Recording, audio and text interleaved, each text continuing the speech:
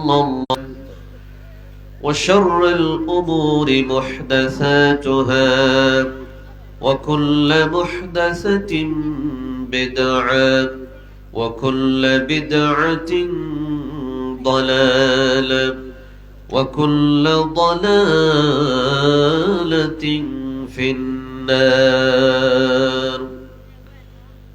أعوذ بالله من الشيطان الرجيم. بسم الله الرحمن الرحيم. ووضع الكتاب فترى المجرمين مشفقين مما فيه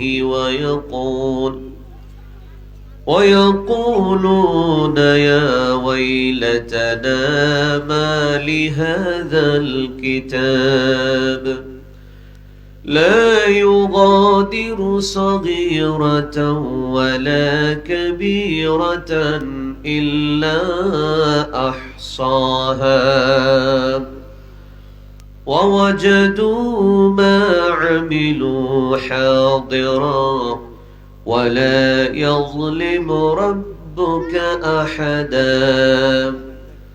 عن عائشة رضي الله عنها أن رسول الله صلى الله عليه وسلم قال: يا عائشة إياك ومحقرات الذنوب فإن لها من الله طالبا. رواه أحمد أو كما قال عليه الصلاة والسلام. আলহামদুলিল্লাহ, মুসলিম নগর বাইতুন নূর ওয়াক্তিয়া মসজিদ ফুরকানিয়া মাদ্রাসার উদ্যোগে ঈমান ও আমলের অগ্রগতির লক্ষ্যে চতুর্থ বার্ষিক ওয়াজ মাহফিলের সম্মানিত সভাপতি শাইখ আলহাজ শফিকুল ইসলাম, প্রধান অতিথি হাজী নূর মোহাম্মদ মিয়া, সভাপতি মুসলিম নগর বাইতুন নূর ওয়াক্তিয়া মসজিদ, পরিচালনা আছেন শাইখ মোহাম্মদ আব্দুল মান্নান, অধ্যক্ষ মাদ্রাসা দারুল ইসলাম মোহাম্মদিয়া বল্লা ফাজিল মাদ্রাসা। আলোচনা রেখেছেন শাইখ মাওলানা মোহাম্মদ আব্দুর রউফ এবং আজকের মাহফিলের মধ্যমণি, প্রধান আকর্ষণ বিশিষ্ট আলেম দ্বীন, দেশ বরেণ্য আলেম শাইখ ডক্টর মুকাররম বিন মুহসিন মাদানী হাফিজাহুল্লাহ, প্রিন্সিপাল দারুল হুদা ইসলামী কমপ্লেক্স বাঘা রাজশাহী। আমার সামনে উপস্থিত এক ঝাঁক কোরআন সুন্নাহ প্রেমিক তৌহিদি জনতা, যবনিকার অন্তরালে আমার সম্মানিত মা ও বোনেরা, সকলের প্রতি আন্তরিক মোবারকবাদ অভিনন্দন জানিয়ে নিবেদন করছি, আসেন আমরা এই মুহূর্তে মহান রবের আলিশান দরবারে শুকরিয়া জ্ঞাপন করি যে মহান রব আমাকে আপনাকে এই প্রচন্ড কনকনে শীতের ভিতরে জান্নাতের টুকরার ভিতরে কবুল করেছেন, বলি আলহামদুলিল্লাহ। জান্নাতের বাগান এটি। আল্লাহ রাসূল বললেন, ইযা মারারতুম বিরিয়াদিল জান্নাহ ফারতাউ, যখন তোমরা জান্নাতের বাগানের পাশ দিয়ে অতিক্রম করবে সেখানে অবস্থান করো বা বিচরণ করো।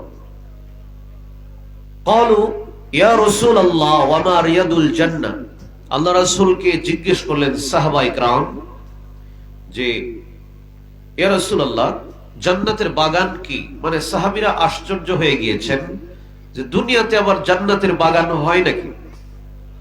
আল্লাহ রাসূল বললেন সেটা হলো হেলাকুজ যিকর, যেখানে কোরআন সুন্নাহর আলোচনা করা হয়, আল্লাহ রাসূলের কথা বলা হয়, সেই জায়গা হালাকা, দ্বীনি বৈঠক বা ইলমি মাজলিস বা মাহফিল, জালসা যেটাই বলি না কেন, এটা সাধারণ কোনো জায়গা নয়, বরং একটি জান্নাতের বাগান। সুবহানাল্লাহ।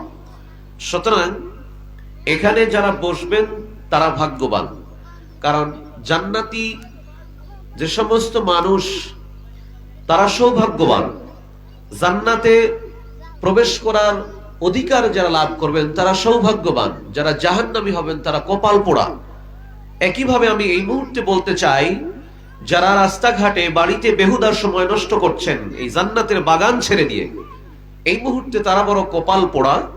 যারা ময়দানে বসেছেন তারা এই মুহূর্তে সৌভাগ্যবান। কেন? তারা জান্নাতের বাগানে। বলি আলহামদুলিল্লাহ। অতঃপর দরুদ ও সালাম বর্ষিত হোক বিশ্ব মানবতার মহান শিক্ষক, আমার আপনার সহ গোটা বিশ্ব মুসলিম উম্মার প্রাণাধিক প্রিয় নবী আহমদে মুস্তাফা মুহাম্মদে মুস্তাফা সাল্লাল্লাহু আলাইহি ওয়াসাল্লামের উপর অসংখ্য অগণিত অগণন দরুদ এবং সালাম বর্ষিত হোক। আল্লাহুম্মা সাল্লি আলাইহি আল্লাহুম্মা বারিক আলাইহি। মুহতারাম হাজিরিন, আমি আপনাদের সামনে বক্তব্যে উপনীত হয়ে পবিত্র মহাগ্রন্থ আল কোরআনুল কারীম থেকে 18 নম্বর সূরা সূরা কাহফের 49 নম্বর আয়াত পাঠ করেছি এবং রাসূলুল্লাহ সাল্লাল্লাহু আলাইহি ওয়াসাল্লামের অসংখ্য হাদিস থেকে একটি হাদিস আপনাদের সামনে তুলে ধরেছি। অত্র আয়াত এবং হাদিসকে সামনে রেখে আখিরাতের ভাবনা এর উপরে আলোচনা করব ইনশাআল্লাহ। সম্মানিত উপস্থিতি, আখিরাতের ভাবনা এই আলোচনার পূর্বে আমাদেরকে একটি বিষয় মাথায় নিয়ে আসতে হবে যে এই দুনিয়াটা একটা খেল তামাশার জায়গা, একটা তাসের ঘর, ক্ষণস্থায়ী জায়গা। এটা খুবই ক্ষণস্থায়ী। পৃথিবীর সবকিছুর শেষ আছে, আমার আপনার জীবন জিন্দেগিরও শেষ আছে এবং পৃথিবীর সবকিছুর একটা সমাপ্তি যেমন হয় আমাদেরও সমাপ্তি হবে। পৃথিবীতে যারা বিগত হয়েছেন, আমাদের মতোই জীবন যাপন করেছেন, চলাফেরা করেছেন, তারা আজ কেউ নেই। আজ থেকে এখানে যারা আমরা আছি, হয়তো কেউ 70, 80, 100 বছর পরে আমাদের নামগন্ধ পৃথিবীতে থাকবে না। এটাই বাস্তবতা। এই চিন্তা মাথার ভিতরে আনলেই আর বেশি ওয়াজ লাগে না, লাগে? প্রিয় ভাইরা আমার, এজন্য আমাদের মনে করতে হবে এই পৃথিবী জীবন শেষ নয়, আর একটা জীবন আমাদের জন্য অপেক্ষমান, সেটার নাম হলো আখিরাত। সেটার নাম কি? আখিরাত। বাংলায় বললে হয় পরকাল। সম্মানিত উপস্থিতি, এই পৃথিবীতে সবকিছুর হিসাব নিকাশ হয়। আপনার শিক্ষা প্রতিষ্ঠানের বার্ষিক হিসাব নিকাশ হয়, ব্যাংক তার বার্ষিক হিসাব নিকাশ করে, সরকার পুরো দেশের অর্থ বিভাগের হিসাব নিকাশ বার্ষিক রিপোর্ট তৈরি করে, একটা সংস্থা, একটা কোম্পানি তার বার্ষিক রিপোর্ট পেশ করার জন্য বার্ষিক রিপোর্ট তৈরি করে। কোন কোন সংস্থা, ব্যাংক বা কোন কোন কোম্পানি ষান্মাসিক রিপোর্ট করে, 6 মাস পর পর আয় ব্যয় কত হলো, লাভ হলো কত, লোকসান হলো কত, এর হিসাব নিকাশ যেমন করে আমার আপনার হিসাব নিকাশ আছে এরকমই। এই জীবন শেষ হয়ে যখন পরকাল শুরু হবে তখন, প্রিয় ভাইরা আমার, বিস্তারিত আলোচনা সুযোগ না হলেও খুবই অল্প পরিসরে অল্প সময়ে আখিরাতের ভাবনা আমরা মাথায় নিয়ে আসতে চাই। আল্লাহ তুমি তৌফিক দান করো, বলেন আমিন। সম্মানিত উপস্থিতি, আল্লাহ সুবহানাহু ওয়া তাআলা তিনি অসীম ক্ষমতাবান, তিনি অন্তর্যামী, অন্তরের খবর জানেন। শুধু মানুষের অন্তর নয়, মহাসাগরের অতল তলে তলিয়ে থাকা নীল তিমির খবর রাখেন এবং মহাসমুদ্রের নিচে যদি পাথরের ভিতরে কোনো কীট থাকে সেটার খবরও আছে না নাই? তার কাছে আছে। এজন্য আমার আপনার পৃথিবীর সমস্ত আমল, ছোট হোক বড় হোক, সবগুলোর হিসাব তিনি কিয়ামতের মাঠে নেবেন। প্রিয় উপস্থিতি, আপনারা যারা সামনে বসে আছেন, আমি দৃষ্টি আকর্ষণ করব এই যে এই দিকে সামনের দিকে চেয়ার অনেক ফাঁকা আছে। আমাদের এই সাইডটা ভাইরা সুন্দর করে চেপে চেপে বসছেন। যারা আসছেন তারা মনে করতেছেন সব ফিল আপ হয়ে গেছে, আসলে ফিল আপ হয় নাই। এইদিকে অনেক চেয়ার ফাঁকা আছে, আপনারা মেহরবানি করে একটু চেপে সামনের দিকে অগ্রসর হয়ে বসেন। হরকতে বরকত, সামনে আসেন ইনশাল্লাহ। হ্যাঁ, মাঝখানে অনেক ফাঁকা আছে, পিছন থেকে সামনের দিকে এগিয়ে আসেন, মাঝখানে চেয়ারগুলো পূর্ণ করেন ইনশাল্লাহ। সম্মানিত উপস্থিতি, কিয়ামতের ময়দান যখন কায়েম হয়ে যাবে, কিয়ামতের ময়দান যখন কায়েম হবে, তখন লম্বা কথা, মানুষেরা হাসরের মাঠে বেকারার হয়ে যাবে, অস্থির হয়ে যাবে। 50,000 বছর দাঁড়িয়ে থাকতে হবে। মাথার উপরে উত্তপ্ত সূর্য, নিচে উত্তপ্ত গরম, এমন কঠিন মুহূর্ত। হাসরবাসীরা আদম আলাইহিস সালামের কাছে যাবেন, তিনি ফিরিয়ে দিবেন। এরপর নূহ আলাইহিস সালামের কাছে যাবেন, তিনি ফিরিয়ে দিবেন। ইব্রাহিম আলাইহিস সালামের কাছে যাবেন, তিনি ফিরিয়ে দেবেন। এরপরে মুসার কাছে যাবেন, তিনি ফিরিয়ে দেবেন। ঈসা ফিরিয়ে দিবেন, পরামর্শ দিবেন, যাও মুহাম্মদ সাল্লাল্লাহু আলাইহি সাল্লামের কাছে। লম্বা কথা। দীর্ঘ সময় পার হওয়ার পরে যখন বিচার ফয়সালা কায়েম হবে, আল্লাহ সুবহানাহু ওয়া তাআলা বান্দার বিচার করার জন্য কিয়ামতের ময়দানে অবতীর্ণ হবেন। সুনান তিরমিজির হাদিস, ইন্নাল্লাহা তাবারাকা ওয়া তাআলা ইযা কানা ইয়াউমুল কিয়ামাতি ইয়ানজিলু ইলাল ইবাদি লিয়াকদি বাইনাহুম। আল্লাহ রাসূল বলছেন, নিশ্চয়ই আল্লাহ সুবহানাহু ওয়া তাআলা কিয়ামতের ময়দানে বান্দার বিচার ফয়সালা করার জন্য অবতীর্ণ হবেন, আগমন করবেন। সম্মানিত উপস্থিতি, বিচার ফয়সালা শুরু করবেন। আমার আপনার হিসাব নিকাশ গ্রহণ করবেন। ওখানে ফাঁকিবাজির বা পাশ কাটিয়ে যাওয়ার বা কোনো বিশেষ সুবিধা গ্রহণ করার কোনো সুযোগ নেই। ধনী গরিব, আমির ফকির, সাদা কালো, উঁচু নিচু, কোনো বৈষম্য, কোনো পার্থক্য ওই দিন করা হবে না। ওই দিন শুধু দেখা হবে বান্দার আমল, দেখা হবে বান্দার অন্তর। এই জন্য আল্লাহ রাসূল সাল্লাল্লাহু আলাইহি ওয়াসাল্লাম বলেন, ইন্নাল্লাহা লা ইয়ানজুরু ইলা সুওয়ারিকুম ওয়া আমওয়ালিকুম ওয়ালাকিন ইয়ানজুরু ইলা কুলুবিকুম ওয়া আ'মালিকুম। নিশ্চয়ই রব্বুল আলামিন বান্দার কলব দেখেন আর বান্দার আমলনামা দেখেন, তার চেহারা সুরত ধন সম্পদের দিকে তাকান না। কিয়ামতের ময়দানে ধন সম্পদ, সন্তান সন্ততি কোনোই কাজে আসবে না। ইয়াউমা লা ইয়ানফাউ মালু ওয়ালা বানুন ইল্লা মান আতাল্লাহা বিকলবিন সালিম। আল্লাহ বলছেন, সেদিন সন্তান সন্ততি সম্পদ কোনো কাজে আসবে না, তবে যারা সুস্থ অন্তর নিয়ে উপস্থিত হবেন তারা কামিয়াব হবে। তবে সেই সন্তান কাজে আসবে যে নেককার, সৎকর্মশীল, আলেম, হাফেজ। সেই সম্পদ কাজে আসবে যে সম্পদ উনি আগেই আল্লাহর কাছে পাঠিয়ে দিয়েছেন, মানে দান করেছেন, আল্লাহর রাস্তায় খরচ করেছেন। এগুলো ছাড়া কোটি কোটি টাকা দুনিয়াতে রেখে গেলে কোনোই লাভ হবে না।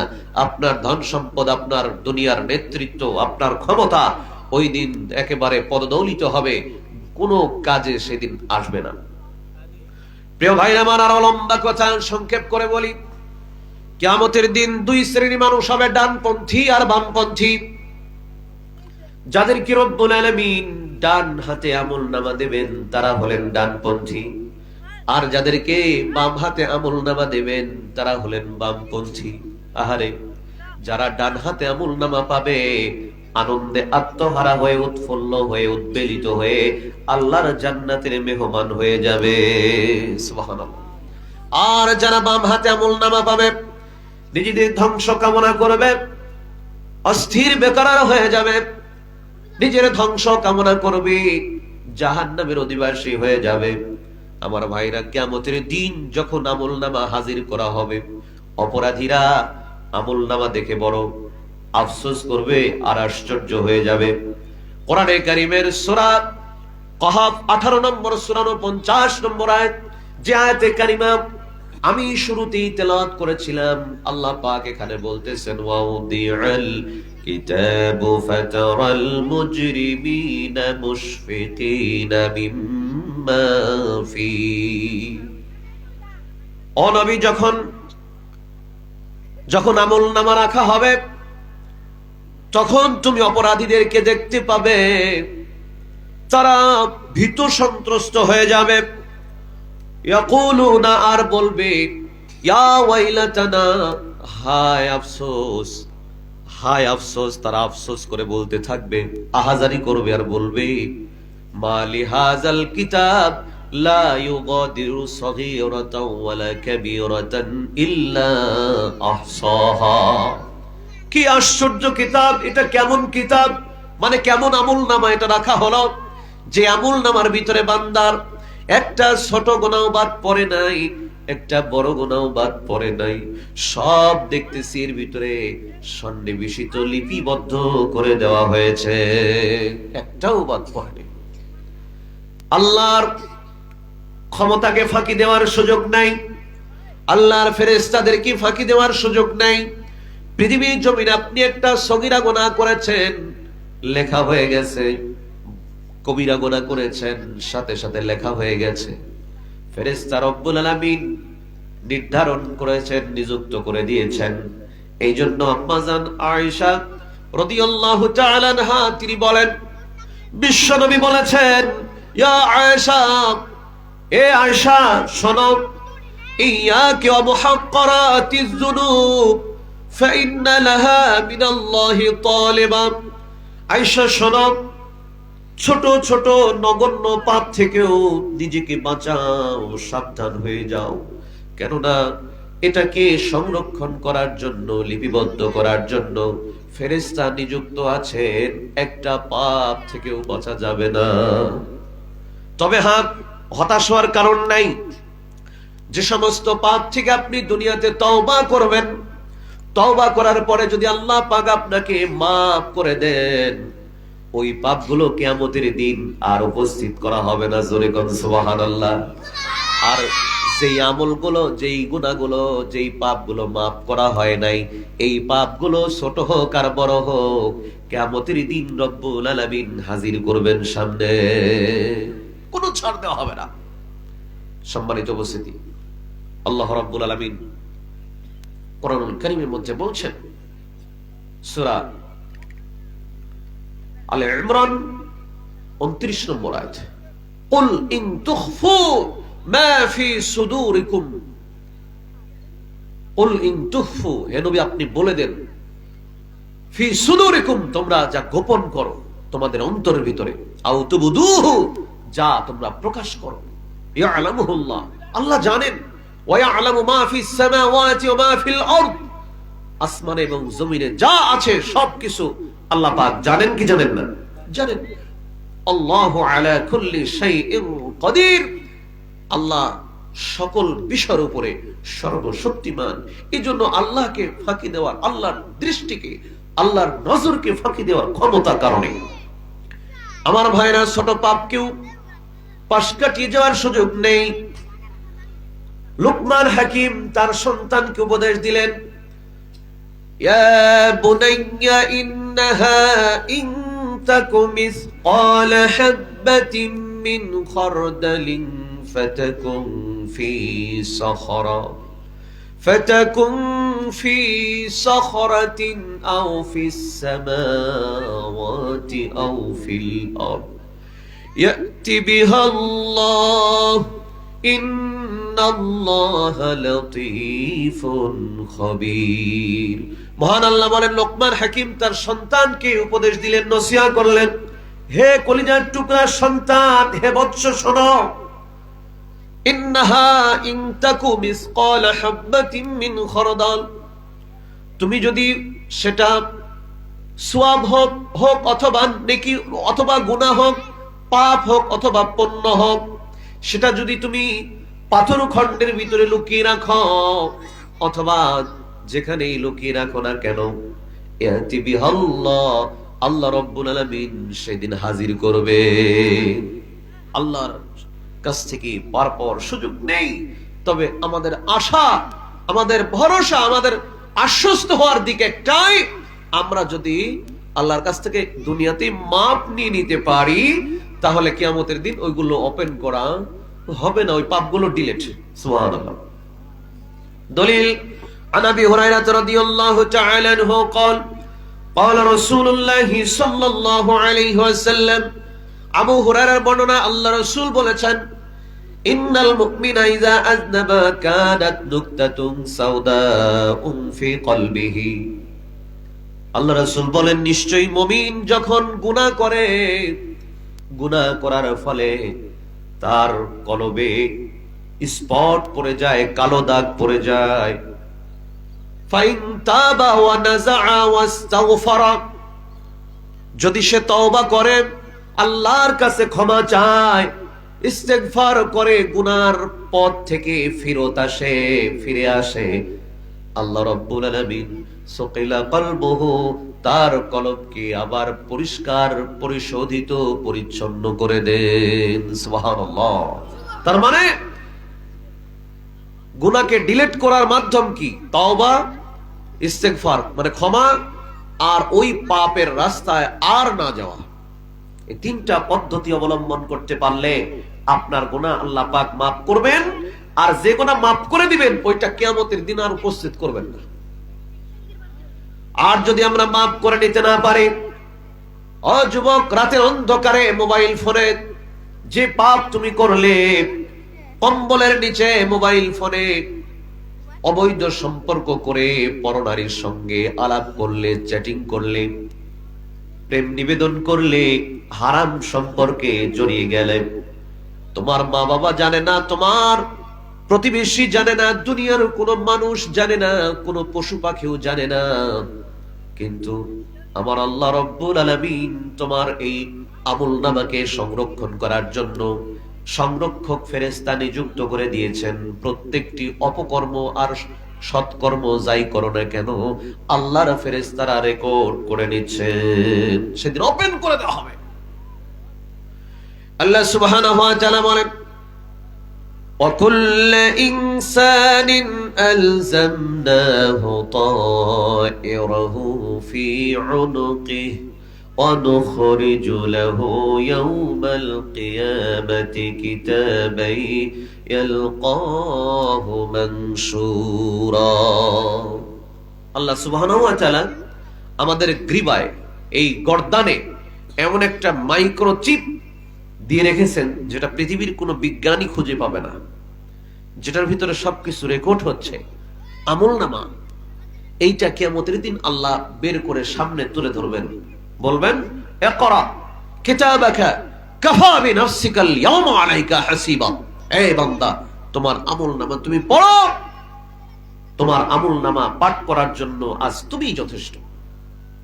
কাতাদা রাহিমাহুল্লাহ বলেন তাফসীর করতে গিয়ে আয়াতের, যে দুনিয়াতে যে ব্যক্তি নিরক্ষর ছিল, পড়তে পারত না, ওই দিন তার নিজের আমলনামা গড়গড় করে পড়া শুরু করবে, পড়তে থাকবে। আমার ভাইরা, যদি আমলনামা ডান হাতে চলে আসে তাহলে কি হবে? فَأَمَّا مَنْ أُوتِيَ كِتَابَهُ بِيَمِينِهِ فَيَقُولُ هَاؤُمُ اقْرَءُوا كِتَابِيَهْ। ডান হাতে যাকে আমলনামা দেওয়া হবে সে আনন্দিত হবে এবং বলবে, দেখো আমার আমলনামা পড়ে দেখো, ইন্নী যানানতু আন্নী মুলাকিন হিসাবিয়া, আমি জানতাম আমাকে হিসাবের সম্মুখীন হতে হবে।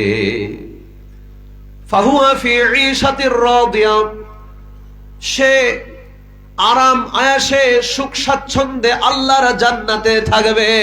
সুবহানাল্লাহ। আল্লাহ ডেকে বলবেন, বান্দা কুলু ওয়াশরাবু হানিআম বিমা আসলাফতুম ফিল আইয়ামিল খালিয়া। বান্দারে, আজকে জান্নাতের ভিতরে অফুরন্ত নাজ নিয়ামত ভক্ষণ করো, খাও এবং পান করো, বিগত দিনে যা পাঠিয়েছিলে তার বিনিময়ে। বিগত দিন মানে হলো দুনিয়ার জীবনে আপনি যে ইবাদত করেছেন, 5 ওয়াক্ত সালাত পড়েছিলেন, দান সাদাকা করেছিলেন, ভালো কথা বলেছিলেন, পরের উপকার করেছিলেন, যত নেক আমল সৎ আমল আপনি করেছিলেন, এগুলো আল্লাহর কাছে জমা আছে। আপনাকে যখন আল্লাহ তাআলা ডান হাতে আমলনামা দিয়া জান্নাতে দিয়ে দিবেন, তখন আল্লাহ পাক এই কথা বলবেন, বান্দা আজ খাও আর পান করো, কোনো বাধা নাই। ওয়ালাকুম ফিহা মা তাশতাহি আনফুসুকুম, তোমার যা ইচ্ছা তাই, সুবহানাল্লাহ, জান্নাতে যা চাইবেন তাই আল্লাহ পাক দান করবেন। এমন সুখ স্বাচ্ছন্দ্যময় নাজ নিয়ামত দ্বারা সমৃদ্ধ জান্নাত আল্লাহ তুমি আমাদেরকে দান করো। আল্লাহুম্মা আমিন। আমার ভাইরা, ডান হাতে আমলনামা পাওয়া ব্যক্তি এত সৌভাগ্যবান। অন্য সূরার ভিতরে এসেছে, আল্লাহ রাব্বুল আলামিন বলেন, ফাআম্মা মান উতিয়া কিতাবাহু বিয়ামিনিহি, যখন ডান হাতে আমলনামা দেওয়া হবে, যাকে ডান হাতে আমলনামা দেওয়া হবে, ফাসাউফা ইউহাসাবু হিসাবান ইয়াসীরা, তার হিসাব সহজ হয়ে যাবে। হিসাব সহজের ব্যাপারে ব্যাখ্যা না করলেই নয়। হিসাব সহজ বলতে আমরা দুনিয়াতে পরীক্ষা দিতে গিয়ে প্রশ্ন সহজ হলে বলি আজ পরীক্ষায় খুব প্রশ্ন সহজ হয়েছে, আসলে এরকম। আখিরাতের সহজ হিসাব বলতে এইরকম সহজ নয়। আম্মাজান আয়েশা প্রশ্ন করেছিলেন আল্লাহ রাসূলকে, ইয়া রাসূলুল্লাহ, সহজ হিসাব কি? আল্লাহ রাসূল সালাতে, রাতের সালাতে দাঁড়িয়ে তিনি কত দোয়া পড়তেন, সিজদায় পড়তেন, আবার এমনিতে পড়তেন, আল্লাহুম্মা হাসিবনি হিসাবান ইয়াসীরা, হে আল্লাহ তুমি আমার হিসাবকে সহজ করে দিও। আম্মাজান জিজ্ঞেস করেছিলেন যে ইয়া রাসূলুল্লাহ, সহজ হিসাব বলতে কি বোঝায়?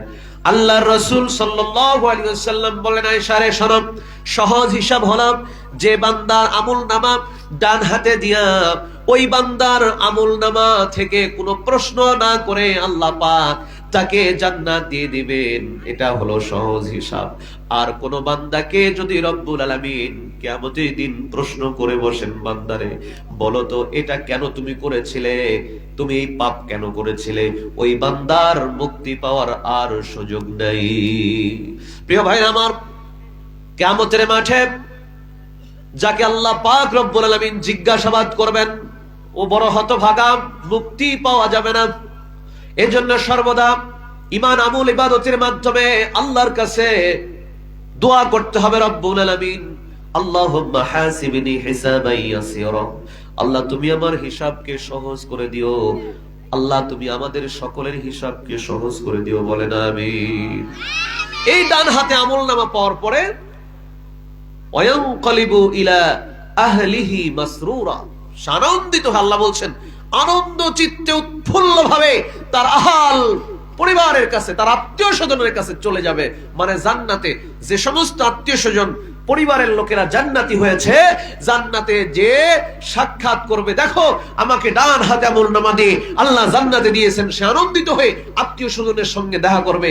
ভাই বোন যদি জান্নাতি হয় সাক্ষাৎ হয়ে যাবে, পিতামাতা যদি জান্নাতি হয় সাক্ষাৎ হয়ে যাবে, প্রতিবেশী আত্মীয় স্বজন জান্নাতি হলে সাক্ষাৎ হয়ে যাবে, গিয়ে তাদের সাথে কুশল বিনিময় করবে, মত বিনিময় করবে, নিজের অভিজ্ঞতা শেয়ার করবে। সুবহানাল্লাহ। প্রিয় ভাইরা, আর যদি আমলনামা বাম হাতে দেওয়া হয়, আল্লাহ রাব্বুল আলামিন বলেন, ওয়া আম্মা মান উতিয়া কিতাবাহু বিশিমালিহি, যার আমলনামা বাম হাতে দেওয়া হবে। অন্য সূরাতে এসেছে আল্লাহ পাক বলেন, ওয়া আম্মা মান উতিয়া ওয়ারা যহরি, মানে যার আমলনামা বাম হাতে দেওয়া হবে, তার বাম হাতে দেওয়ার আগে পিঠের পিছন দিক দিয়ে ঘুরায়া বাম হাতে দেওয়া হবে, সামনে দিয়ে দেওয়া হবে না। যে জান্নাতি বান্দা তাকে সামনে থেকেই ডান হাতে দেওয়া হবে, আর জাহান্নামী বান্দা হবে যে তাকে পিছন দিক দিয়ে, পিঠের পিছন দিক দিয়ে ঘুরিয়ে বাম হাতে আমলনামা দেওয়া হবে। আমার ভাইরা, ওই ব্যক্তি তখন বাম হাতে আমলনামা পাওয়ার পরে সে নিজের ধ্বংস কামনা করবে, আফসোস করবে, আর বলবে ইয়া লাইতাহা কানাতিল কাদিয়া, আয় আফসোস যদি আমার মৃত্যু শেষ হয়ে যেত, আমাকে যদি কবর থেকে উঠানো না হতো, কত না ভালো হতো, কেন আজ হিসাবের সম্মুখীন হতে হলো। আহারে, হিসাবের সম্মুখীন হয়ে বাম হাতে আমলনামা পেয়ে ব্যক্তিরা হাজারিটা এইরকম বলবে, মা আগনা আন্নি মালিয়া, আমার ধন সম্পদ আজ কোনোই কাজে আসলো না। হালাকা আন্নি সুলতানিয়া, আমার সমস্ত সক্ষমতা, আধিপত্য, আমার চেয়ার, পদ, পদবী, আমার দুনিয়ার জীবনে যত ক্ষমতা আজ সব ধ্বংস হয়ে গেল, কোনোই কাজে আসলো না। রাজা, বাদশাহ, মন্ত্রী, এমপি, কোন মূল্য আছে কিয়ামতের দিন? আমল না থাকলে কোনো মূল্য নাই। যারা দোর্দণ্ড প্রতাপে, দাম্ভিকতার সাথে জাতিকে শাসন করেছে, যাদের অঙ্গুলি হেলনে মানুষ থরথর করে কেঁপেছে, এই মানুষগুলো অকুল্লু উম্মাতিন জাসিয়া, অবনত, আল্লাহর সামনে মাথা তুলে দাঁড়ানোর সাহস নাই ওই দিন। আলাইসাল্লাহু বিআহকামিল হাকিমিন, আল্লাহ বিচারকের বিচারক, তার সামনে মস্তক অবনত করে থাকবে। কিসের ডোনাল্ড ট্রাম্প, কিসের বারাক ওবামা বুশ, কিসের পৃথিবীর বিখ্যাত ক্ষমতাধর প্রেসিডেন্ট, মন্ত্রী, প্রধানমন্ত্রী, সেই দিন 2 পয়সার মূল্য নাই আমল না থাকলে। একজন রিকশাওয়ালা, কুলি মজুর, ঠেলাওয়ালা, অথবা একজন ভিক্ষুক মানুষ ভিক্ষা করে করে দিনাতিপাত করেছে, আমল করেছে, ঘর নাই, বাড়ি নাই, দুনিয়াতে স্থাবর অস্থাবর কোনো সম্পদ নাই, কিন্তু ঈমান ছিল, আমল ছিল, ওই দিন এই ব্যক্তি রাজকীয় হালে আল্লাহর জান্নাতে যাবে। আর যে সমস্ত নেতারা, প্রেসিডেন্ট, মন্ত্রী, প্রাইম মিনিস্টার দুনিয়াতে অন্যায় করেছে, জুলুম করেছে, জালিম, এই জালিমের পরিণতি হবে ভয়াবহ। আল্লাহর সামনে অবনত চিত্তে থাকবে, বিচার ফয়সালা হবে, জাহান্নামে যাবে। আল্লাহ রাব্বুল আলামিন আওয়াজ দিয়ে বলবেন, লিমানিল মুলকুল ইয়াউম লিল্লাহিল ওয়াহিদিল কাহ্হার, লিমানিল মুলকুল ইয়াউম, আজ রাজত্ব কার? আল্লাহ এই যখন হুঙ্কার দিবেন, সারা হাসরের ময়দান পিনপন নীরবতা, মনে হয় যেন একটা সুস পড়লেও আওয়াজ শোনা যাবে। আল্লাহ রাব্বুল আলামিন ওই দিন বলবেন, লিমানিল মুলকুল ইয়াউম লিল্লাহিল ওয়াহিদিল কাহ্হার, আজ রাজত্ব কার? আওয়াজ আসবে মহাপরাক্রমশালী আল্লাহর। বলেন সুবহানাল্লাহ। প্রিয় ভাই আমার, বাবাজি আমার, এই ভয়াবহ পরিস্থিতিতে বাম হাতে আমলনামা পাওয়া ব্যক্তি কি পরিস্থিতি শিকার হয়ে যাবে? আফসোস করে, হাজারি করে বলবে, রব্বুল আলামিন, আমার ধন সম্পদ, আমার ক্ষমতা আজ কিছুই কাজে আসলো না। আল্লাহ ফেরেশতাদেরকে ডেকে বলবেন, খুযুহু ফাগুল্লুহু সুম্মাল জাহিমা সাল্লু সুম্মা ফি সিলসিলাতিন দারউহা ৭০ যিরাআন ফাসলুকুহু। আল্লাহ পাক বলবেন ফেরেশতাদেরকে ডেকে, ফেরেশতারা এই অধমকে ধরো, বেঁধে ফেলো, ৭০ গজ শিকল দ্বারা বেঁধে জাহান্নামের ভিতরে নিক্ষেপ করে দাও। বলেন নাউযুবিল্লাহ। সম্মানিত উপস্থিতি, বাম হাতে আমলনামা যার আসবে, সে বড় অসহায়, সে বড় হতভাগা, কপাল পোড়া। এই জন্য আখিরাতের ভাবনা মাথার ভিতরে নিয়ে আসতে হলে আমাদেরকে একটু আত্মসমালোচনা করে নিজেদেরকে পরিবর্তন করতে হবে। দুনিয়াতে সগীরা কবিরা, ছোট বড়, ইচ্ছায় অনিচ্ছা সমস্ত পাপ থেকে বাঁচার চেষ্টা করা লাগবে। প্রিয় ভাইরা আমার, আমরা প্রতিনিয়ত অন্যায় করছি, হারাম কাজের সাথে সম্পৃক্ত আছি। কখন মালাকুল মউত এসে জানটা কবজ করে নিয়ে যাবে, ক্ষমা চাওয়ার সুযোগ হবে না, তওবা করার সুযোগ হবে না। আর সুযোগ না হলে গুনাহগুলো কিয়ামতের দিন সব ওপেন হয়ে যাবে। করেছি যত পাপ, জানি না হবে কি মাপ। করেছি যত পাপ, জানি না হবে কি মাপ। শেষ বিচার দিনে সবই হবে প্রকাশ। মাঝে মাঝে মনে হয় কিসের আনন্দ, কিসের এত হাসি উল্লাস। মাঝে মাঝে মনে হয় কিসের আনন্দ, কিসের তো হাসি উল্লাস, একদিন মরতে হবে, হতেই হবে লাশ। মাঝে মাঝে মনে হয় কিসের আনন্দ, কিসের তো হাসি উল্লাস। কথা বলেন ঠিক কিনা ভাই? একটু আখেরাত নিয়ে ভাবেন, মৃত্যু নিয়ে ভাবেন, দেখবেন সব আনন্দ, দুনিয়ার প্রতি মোহ, লোভ, লালসা মুহূর্তের ভিতরে পানসে হয়ে গেছে। আল্লাহ রাসূল বলছেন, আকসিরু যিকরা হাযিবিল লাযযা ইয়ানিল মাউত। বেশি বেশি মৃত্যুর কথা ভাবো, স্মরণ করো। মৃত্যু এটা কি দুনিয়ার স্বাদকে অবসাদে পরিণত করে দেয়। মৃত্যুর কথা ভাবেন, কিয়ামতের বিভীষিকাময় কঠিন পরিস্থিতির কথা চিন্তা করেন, দেখবেন আপনার পাপ করতে আর মন সায় দেবে না, শয়তান ধোঁকা দিয়ে সুযোগ পাবে না। আমার ভাইরা, সমস্ত পাপ থেকে বাঁচা আপনার জন্য সহজ হয়ে যাবে।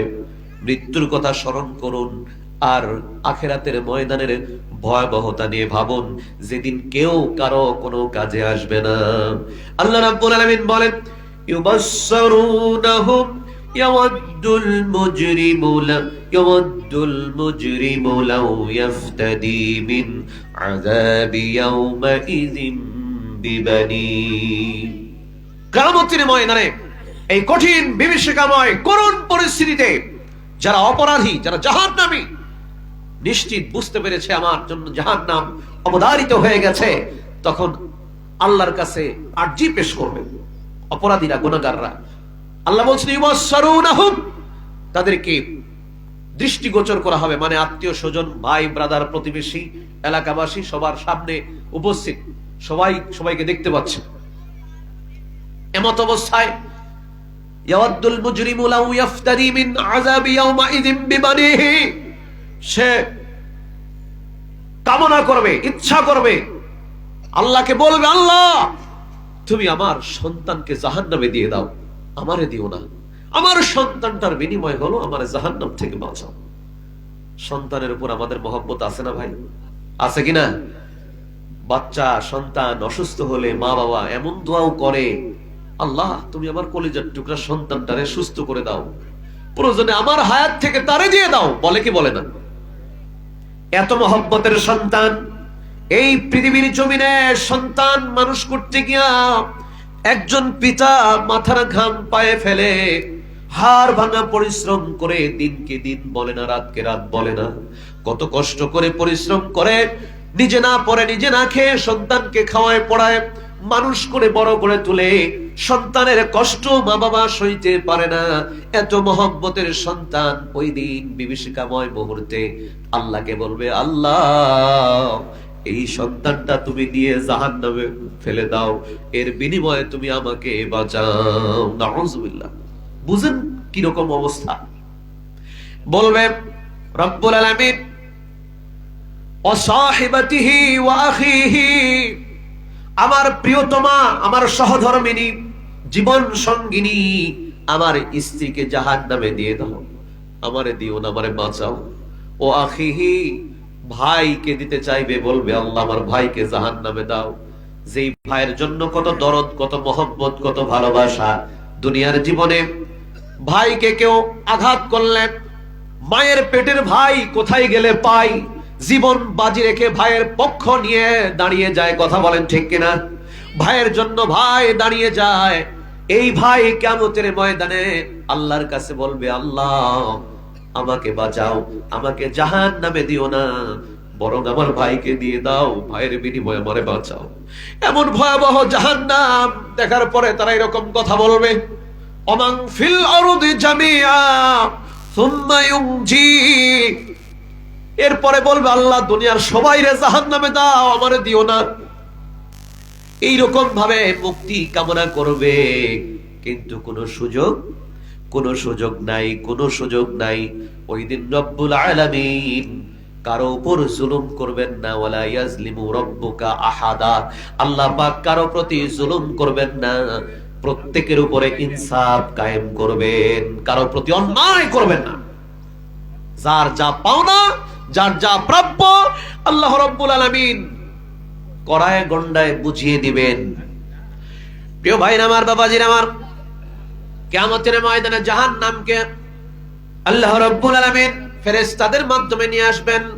ওয়াজিআ ইয়াউমাইযিম বিজাহান্নাম ইয়াউমাইযিন ইয়াতাযাক্কারুল ইনসানু ওয়া আন্না লাহু যিকরা। জাহান্নামকে নিয়ে আসা হবে। হাদিস এসেছে 70,000 লাগাম থাকবে জাহান্নামের, প্রত্যেক লাগামে 70,000 ফেরেশতা থাকবে। তার মানে 490 কোটি ফেরেশতা মিলে জাহান্নামকে টেনে নিয়ে আসবে। এত বিশাল আকৃতির জাহান্নাম, আগুন দাউ দাউ করে জ্বলবে।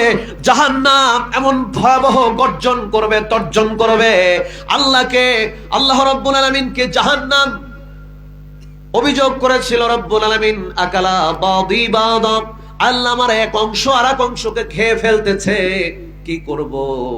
আল্লাহ পাক রব্বুল আলামিন দুইটা নিঃশ্বাস ছাড়ার জন্য অনুমতি দিলেন, একটা শীতকালে আর একটা গ্রীষ্মকালে। আল্লাহ রাসূল বলেন, যখন তোমরা অতিরিক্ত প্রচন্ড শীত অনুভব করো, বুঝবে এটা জাহান্নামের নিঃশ্বাস। আবার যখন যখন গ্রীষ্মকালে প্রচন্ড গরম হয়, তখন অনুভব করবে, বুঝবে এটা জাহান্নামের নিঃশ্বাস। দুইটা নিঃশ্বাস ছাড়ে, একটা শীতকালে ঠান্ডা, গরমকালে গরম। আমার ভাইরা, এই জাহান্নাম এমন ভয়ঙ্কর গর্জন তর্জন করতে থাকবে।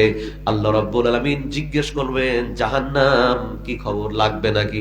জাহান্নাম বলবে, আরো আছে নাকি? নাউজুবিল্লাহ। আল্লাহ রাব্বুল আলামিন তার পা প্রবেশ করাবেন। আল্লাহ সুবহানাহু ওয়া তাআলার পা কেমন এটা আমরা জানি না, বলবো না, এটা বলার সুযোগ নাই। তিনি তার মতো, তার তুলনা তিনি নিজেই, তার সঙ্গে কোনো কিছুকে তুলনা করা যাবে না। তার সিরাত, তার সুরাত কেমন এটা আমাদের বলা সম্ভব নয়। শুধু এতটুকুন বলবো, তিনি আছেন, তিনি তার মতো, তার তুলনা তিনি নিজেই। প্রিয় ভাইরা আমার, ওই অবস্থায় জাহান্নাম বলবে, কত যথেষ্ট হয়ে গেছে, যথেষ্ট হয়ে গেছে। এইরকম জাহান্নাম, ভয়ঙ্কর জাহান্নাম আমার ভাইরা। এই জাহান্নাম যখন উপস্থিত করা হবে, তখন মানুষেরা নিজেদের ভুলগুলো বুঝতে পারবে। সেদিন মানুষ বুঝতে পারবে, বুঝে আর কি লাভ? ওই দিন বুঝে আর কোনো কাজে আসবে না। তারা আফসোস করবে, ইয়াকুলু ইয়া লাইতানি কদ্দামতু লি হায়াতি। হায় আফসোস, যদি আমরা আগে কিছু পাঠাতাম, আগে কিছু প্রেরণ করতাম, মানে আগে কিছু দান করতাম, ইবাদত করতাম, সালাত পড়তাম, সিয়াম রাখতাম, ইবাদত বন্দেগী যদি আগে করতাম, তাহলে আজকে এই কঠিন পরিস্থিতির সম্মুখীন হতে হতো না। আমার ভাইরা, তারা আফসোস করবে, আগে যদি কিছু পাঠাতাম। আল্লাহ রাসূলের একটা হাদিস না বললেই নয়। আল্লাহর নবীর সাহাবী আবু সাঈদ খুদরি থেকে বর্ণিত, তিনি বলেন, রাসূলুল্লাহ সাল্লাল্লাহু আলাইহি ওয়াসাল্লাম বলেছেন, আইয়ুকুম মাল ওয়ারিসিহি হাব্বু ইলাইহি মিন মালিহি। তোমাদের ভিতরে এমন কোন বান্দা আছে নাকি যে নিজের সম্পদের চেয়ে ওয়ারিসদের সম্পদকে বেশি ভালোবাসে, মহব্বত করে? আল্লাহ রাসূলের সাহাবীরা বলল, ক্বালু মা মিন্না আহাদুন ইল্লা মালুহু। ওগো আল্লাহর নবী, এইরকম কোন ব্যক্তি নাই যে নিজের সম্পদ বাদ দিয়া ওয়ারিসের সম্পদকে বেশি ভালোবাসবে। আল্লাহ রাসূল ব্যাখ্যা করে বুঝালেন, বুঝো নাই, শোনো। ফাইন্না মালাহু মা কদ্দামা ওয়া মাল ওয়ারিসিহি মা আখরা। তোমার মাল, নিজের মাল বলতে বুঝিয়েছি তুমি যা আগে পাঠিয়েছো, মানে দান করেছো, আল্লাহর রাস্তায় খরচ করেছো, এটা তোমার মাল। আর এখনো তোমার হাতে যেগুলো রয়ে গেছে, এগুলো সব তোমার ওয়ারিসের। এর কারণ হলো মালাকুল মাউত এসে এখন জান কবজ করলে সমস্ত সম্পদ ওয়ারিসের ভিতরে বন্টন হয়ে যাবে। আমার ভাইরা, জান কবজ হয়ে গেলে আপনার ঘরের মালিক আপনি থাকবেন না, আপনার দোকানের মালিক আপনি থাকবেন না। আপনার দোকানের ক্যাশ বাক্সে পরের দিন থেকে অন্য আরেকজন বসবে। আপনার শখের বাইক, মোটরসাইকেলের চাবিটা অন্যের হাতে চলে যাবে। আপনার স্ত্রী যদি বয়স কম হয়ে থাকে, তাহলে ইদ্যত পালন করার পরে আর একজনের ঘরে চলে যাবে, পৃথিবীর কেউ থাকবে না আপনার জন্য, কেউ অপেক্ষা করবে না। প্রিয় ভাইরা আমার, এই জন্য সাবধান, সচেতন হন, মৃত্যুকে স্মরণ করুন, আখিরাতের ভাবনা মাথার ভিতরে নিয়ে আসেন। 1-2 মিনিট আমি শেষ করে দেব। ফজিলাতুল শাইখ ডক্টর মোকাররম বিন মুহসিন মাদানী হাফিজাহুল্লাহ এসে গেছেন। তার সামনে বক্তব্য দেওয়াটা উচিত নয় মুহূর্তে, আমি 1-2 মিনিটে শেষ করে দিচ্ছি। আমার ভাইরা, আমাদের মৃত্যুর স্মরণ, আখিরাতকে স্মরণ করতে হবে যেভাবে সাহাবায়ে কেরাম স্মরণ করেছেন। আল্লাহর নবীর সাহাবী হানজালা কাঁদতে কাঁদতে চলে যাচ্ছেন, আবু বকরের পাশ দিয়া কাঁদতেছেন। আবু বকর প্রশ্ন করলেন, হানজালা রে, তুমি কেন কাঁদো? কি হয়েছে তোমার? হানজালা বলছে, ভাই আবু বকর, হানজালা মুনাফিক হয়ে গেছে। মানে নিজেকেই বোঝাচ্ছে, হানজালা মুনাফিক হয়ে গেছে। কেন? বিস্তারিত বললেন। যখন আমি আল্লাহ রসুলের সামনে মাজলিসে, হালাকায়, দ্বীনি তালিমি বৈঠকে আল্লাহ নবীর সামনে উপস্থিত থাকি, যখন আল্লাহ নবীর মুখে বয়ান শুনি, কথা শুনি, তখন জিকিরে মনটা জিকিররত থাকে, আল্লাহর কথা স্মরণ হয়, মনটা থাকে একরকম। নবীর সামনে থেকে বাড়িতে এসে সাংসারিক কাজে যখন ব্যস্ত হয়ে যায়, আমার মনটা আর একরকম হয়ে যায়। আমি ভয় পাচ্ছি, আমি না জানি মুনাফিক হয়ে গেছি কিনা। আবু বকর রাদিয়াল্লাহু তাআলা আনহু হানজালাকে নিয়ে রাসূলের দরবারে চলে গেলেন। আল্লাহ রাসূলের কাছে বৃত্তান্ত খুলে বললেন। বিশ্বনবী সাল্লাল্লাহু আলাইহি ওয়াসাল্লাম বললেন, ওয়াল্লাযী নাফসি বিয়াদিহি, ওই সত্তার কসম করে বলি যার হাতে আমার প্রাণ, এ হানজালা, আবু বকর শোনো, ইল্লাউ তাদুমুনা আলা মা তাকুনুনা ইনদি ওয়া ফি যিকরি লাসাফাহাতকুমুল মালাইকা ফি মাজালিসুকুম ওয়া ফি তুরুকিকুম ওয়া আলা ফুরুশিকুম। এ হানজালা, আবু বকর শোনো, তোমরা আমার সামনে থাকা অবস্থায় তোমাদের মন মানসিকতা, তোমাদের মেন্টালিটি, টেন্ডেন্সি যেমন থাকে, এইরকম যদি 24টা ঘন্টা মানে সারাক্ষণ এইরকম থাকতো, তাহলে আল্লাহর সমস্ত ফেরেশতারা তোমাদেরকে রাস্তায় ধরে ধরে তোমাদের মাজলিসে গিয়ে, তোমাদের বিছানায় গিয়ে গিয়ে মুসাফা করতো। সুবহানাল্লাহ। তাই বলে একটু পরিবর্তন হয়েছে বলে চিন্তা করো না, মানে মন একটু পরিবর্তন হয়েছে, সাহাবীরা চিন্তায় কাঁদতেছে, রাসূলের সামনে বক্তব্য শুননি, তখন মনটা একরকম, বাড়িতে গেলে হয় আরেক রকম। আমাদের হয় না এরকম? মাহফিলে থাকলে, খুতবা শোনা অবস্থায় মসজিদে মনটা নরম হয়, ভালো লাগে, বাড়িতে গেলে একটু পরিবর্তন হয়। সাহাবীরা এতটুকু মেনে নিতে পারছেন না যে মুনাফিক হয়ে গেছে মনে হয়। আখিরাতের চিন্তা তাদের ভিতরে কতটা বেশি। আর একটা কথা বলে শেষ করি, এটাই শেষ কথা আমার আজকে বক্তব্যের। ওমর রাদিয়াল্লাহু তাআলা আনহু আশারা মুবাশশারা 10 জন একত্রে একই সময় জান্নাতের সংবাদ প্রাপ্ত সাহাবীর একজন ওমর ইবনে খাত্তাব রাদিয়াল্লাহু আনহু। তার মর্যাদা সম্পর্কে নতুন করে বলার দরকার নাই, যার পরামর্শের উপরে আল্লাহ রাব্বুল আলামিন সন্তুষ্ট হয়ে কোরআনে 6 জায়গায় আয়াত নাযিল করলেন। সুবহানাল্লাহ। যাকে শয়তান ভয় করে, যেই ওমরের প্রাসাদ আল্লাহ রাসূল জান্নাতে দেখে আসলেন, এসে বললেন, ওমর দাখালতুল জান্নাতা ফারাআইতু ফিহা দারান আও কাসরা।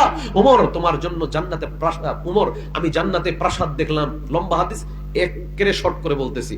সেই প্রাসাদ এত বড় লম্বা, ডানে তাকালাম বামে তাকালাম সীমানা দেখা যায় না, স্বর্ণ রৌপ্য মুক্তা মণিমুক্তা খচিত এত দৃষ্টি নন্দন এক প্রাসাদ। জিজ্ঞেস করলাম কার? তারা বলল, লি ওমর আব্দুল খাত্তাব রাদিয়াল্লাহু আনহু, এটা ওমর বিন খাত্তাবের। ও ওমর শোনো, ওয়া উরিদু আন আদখুলা ফাযাকারতু গায়রাতাকা। ওমর, আমার ইচ্ছা হলো প্রবেশ করব, কিন্তু তোমার ব্যক্তিত্ব, আত্মমর্যাদা, তোমার পার্সোনালিটির কথা আমার মনে পড়ে গেল, যে তুমি তোমার প্রাসাদে তুমি প্রবেশ করার আগে আমি নবী প্রবেশ করলে তুমি যদি মন খারাপ করো, এই জন্য আমি আল্লাহর নবী প্রবেশ করিনি। বলেন সুবহানাল্লাহ।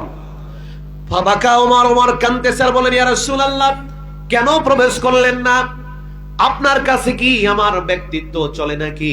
আপনি হলেন আল্লাহর পয়গম্বর, শ্রেষ্ঠ নবী, আমি আপনার সঙ্গী, আমি আপনার সাহাবী। ওগো নবী, আপনার কাছে আমার ব্যক্তিত্ব চলে না। আমার ভাইরা, সেই ওমর একদিন শুনতে পেলেন আল্লাহ রাসূল মুনাফিকদের তালিকা করে হুযায়ফা, নরম মেজাজের সাহাবী, হুযায়ফার কাছে জমা দিয়েছেন। হুযায়ফার কাছে জমা দিয়েছেন। ওমর রাদিয়াল্লাহু তাআলা কারো মাধ্যমে শুনতে পেলেন, রাতের গভীরে চলে গেলেন হুযায়ফার বাড়িতে গিয়া বলতেছে, ভাই হুযায়ফারে, তাড়াতাড়ি করে বলো, আল্লাহ রাসূল নাকি তোমার কাছে মুনাফিকদের তালিকা, একটা লিস্ট জমা দিয়েছে। আমার ভয় হচ্ছে আমার নাম এর ভিতরে আছে কিনা, একটু দেখে বলবে কি প্লিজ? সুবহানাল্লাহ। আরে যেই সাহাবী জান্নাতের সুসংবাদ পেয়েছেন, কত মর্যাদাবান সাহাবী, জান্নাতে ঘর আছে সবই শুনলো, তারপরেও নিশ্চিন্তে বসে নেই যে আমি তো জান্নাতি হয়ে গেছি আর কি করব, এইরকম করে বসে নেই। আখিরাতের চিন্তা, ইমানের চিন্তায় ব্যতিব্যস্ত সাহাবী ওমর রাদিয়াল্লাহু তাআলা আনহু, তিনি গেলেন বললেন, ভাই হুযায়ফা রে, একটু তালিকা দেখে বলবে কি? আল্লাহর কসম, আল্লাহে বলো, আল্লাহর কসম করে বলি হুযায়ফা, তালিকাটা দেখে বলো আমার নাম এই মুনাফিকদের তালিকায় আছে কিনা। তার কারণ হলো আল্লাহ রাসূল সমস্ত পরামর্শ আমার সঙ্গে আবু বকরের সঙ্গে করেন, আমাকে জানান, আবু বকরকে জানান, কিন্তু মুনাফিকের তালিকা করলেন আমি ওমর জানতে পারলাম না। এই জন্য আমার নিজের উপরে আশঙ্কা হচ্ছে, ভয় হচ্ছে, আমার নামটা ওই তালিকার ভিতরে আছে নাকি, আল্লাহ রাসূল কেন আমাকে জানালেন না? মুহাদ্দিস ইকরামরা বলেন ওমর রাদিয়াল্লাহু তাআলা যেহেতু আশিদ্দা আলাল কুফারি রাহমাউ বাইনাহুম, তার মন মেজাজ, মন মস্তিষ্ক কাফির মুশরিক মুনাফিকদের উপরে কঠিন মেজাজ ছিল, তার মেজাজ গরম তাদের জন্য, মুমিনদের জন্য যদিও কোমল হৃদয়ের। তিনি যেহেতু মুনাফিকদের কাফেরদের ব্যাপারে কঠিন মেজাজ, এই জন্য ওই লিস্ট যদি আল্লাহ রাসূল উমরের হাতে মুনাফিকদের তালিকা দিতেন, ওই তালিকা পড়ে সকালবেলা রাস্তায় বের হলে যেই মুনাফিক সামনে পড়তো এক বক্সিং মেরে দুনিয়া থেকে বিদায় করে দিত। ঠিক কিনা বলেন? এই জন্য আল্লাহ রাসূল হয়তো তাকে জানালেন না। এই ঘটনা বলার পিছনে কারণ হলো আখিরাতের চিন্তা আল্লাহর নবীর সাহাবীরা কিভাবে করতেন। জান্নাতের সংবাদ পেয়েছেন, তারপরও পেরেশান, আমার ঈমান ঠিক আছে কি, আমি কি মুনাফিক হয়ে গেলাম কিনা। কাঁদতেছে হানজালা, উমর কাঁদে, আবু বকর কাঁদে, আর আমরা প্রত্যেকটা মুহূর্তে আল্লাহর নাফরমানি করছি, প্রত্যেকটা মুহূর্তে আমরা গুনাহ করছি, গীবত করছি, পরনিন্দা, পরচর্চা, সমালোচনায় ব্যস্ত আছি, হিংসা, বিদ্বেষ, পরশ্রী, কাতরতা, অহংকার, এরপরে সুদ, ঘুষ, জেনা, ব্যভিচার। পৃথিবীর এমন কোনো পাপ নেই আমাদের সমাজ ব্যবস্থায় নেই, সমস্ত পাপ পঙ্কিলতাপূর্ণ জীবন যাপন করছি।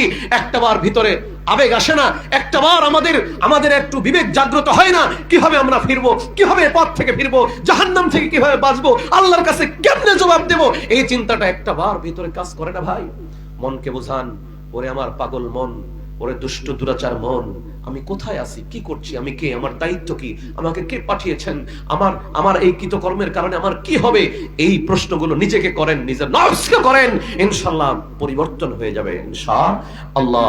এখন আমাদের প্রধান মেহমান এসে গেছেন, আমি আর কথা সামনের দিকে অগ্রসর করতে পারছি না।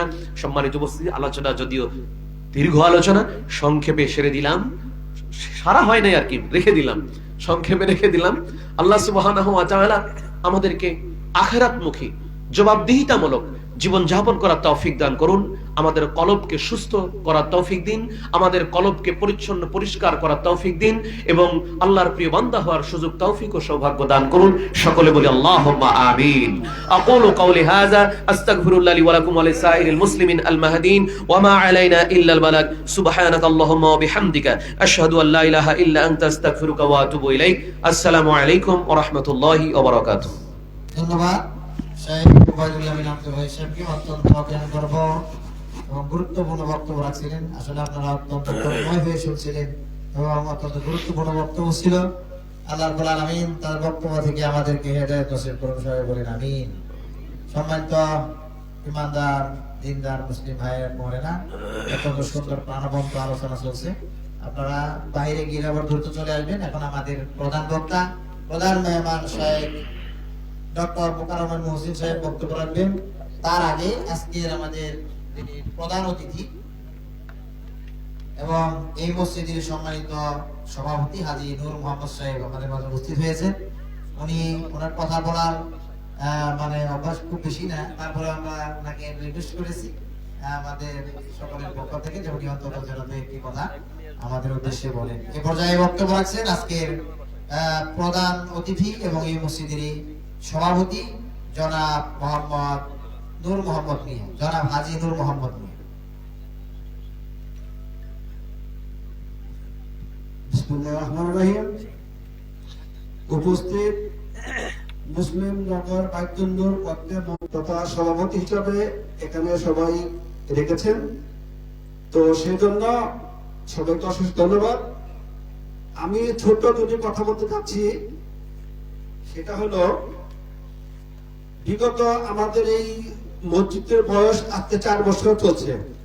ইউনিয়নের বাসিন্দা তথা মুসলিমনগর বেলাবাড়ি সহায়ক থাকে, তাহলে আগামী 1 বছরের মধ্যে কমপক্ষে 10 লক্ষ টাকার আদায় করা সম্ভব হলে, আর বেশি হলে তো আলহামদুলিল্লাহ ভাবে এটাকে সমর্থন করেন বা সহযোগিতা করেন এবং সরকারের মতামত দেন, তাহলে আমরা সেই বিষয়ে চেষ্টা করব। ইনশাআল্লাহ আনাবাদ রহমত থাকবে ইনশাআল্লাহ। ওয়ালাইকুম আসসালাম। ধন্যবাদ। আমাদের আজকের প্রধান অতিথি জনাব